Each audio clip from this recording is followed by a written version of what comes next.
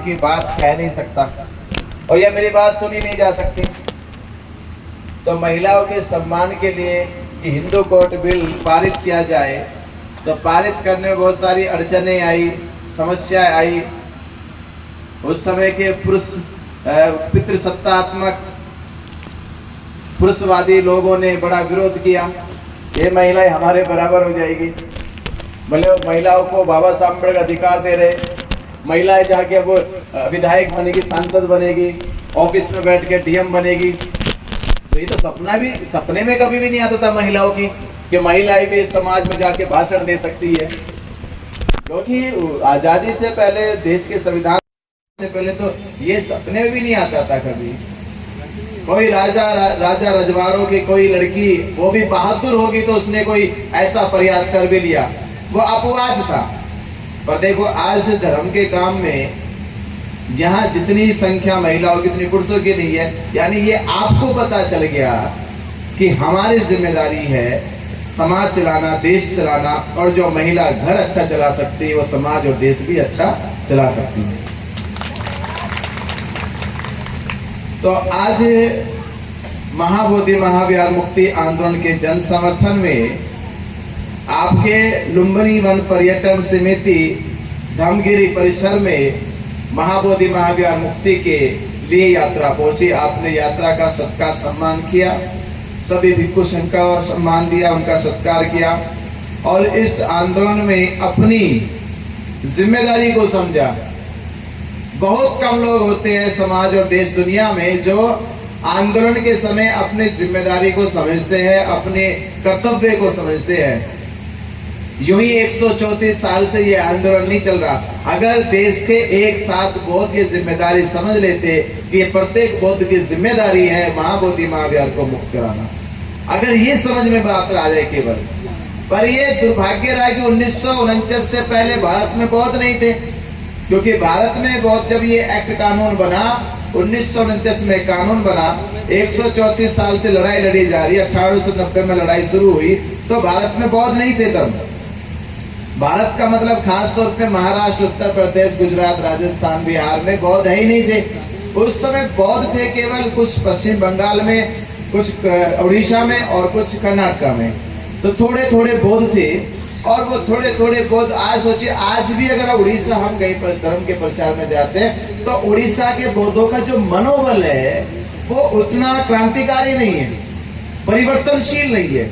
वो ऐसे जैसे आज के बेचारे जो हिंदू लोग होते हैं और जैसे चल रही परंपरा चल रही है, कोई मतलब नहीं है कि क्या सही है क्या गलत है।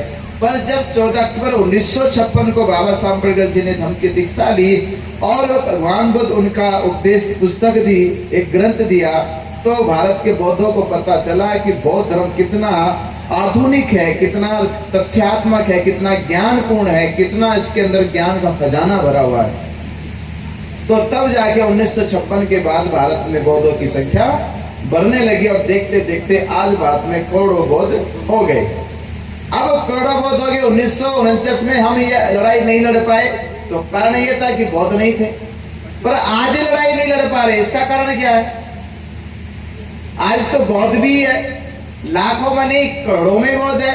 आज तो बौद्ध समाज के पास नौकरी भी है, साधन भी, संसाधन भी है। आज तो समाज में नेता लोग भी है, आज तो समाज में संगठन भी है, समितियां है, संगठन है, बड़े बड़े उद्योगपति भी है। तो आज हम ये लड़ाई क्यों नहीं जीत पा रहे? तो आज के केवल दो काम है लड़ाई के, कि पहला काम तो ये है कि आज के बौद्ध महाबोधि महाविहार बीटी एक्ट को लेके पहले तो जागरूक नहीं है, पहले तो जागरूक नहीं है कि महाबोधि महाविहार मुक्त हो जाएगा तो भारत में बौद्धों की स्थिति में कितना बड़ा परिवर्तन वैश्विक स्तर पे आएगा, ये मालूम ही नहीं है। बीटी एक्ट क्या कानून है ये मालूम नहीं है। अगर ये मालूम पड़ जाए बीटी एक्ट क्या कानून है, महाबोधि महाविहार मुक्त होने से विश्व का सबसे बड़ा धार्मिक सेंटर बोध गया में बौद्ध भिक्षु प्रशिक्षण सेंटर खोला जा सकता है। अगर महाबोधि महाविहार मुक्त हो जाए, अगर महाबोधि महाविहार मुक्त हो जाएगा तो बाबा साहब डॉक्टर अम्बेडकर जी का सपना भारत बौद्ध में बनेगा, साकार हो जाएगा। क्योंकि धर्म तभी फैलेगा जब उसकी जड़ें मजबूत होगी।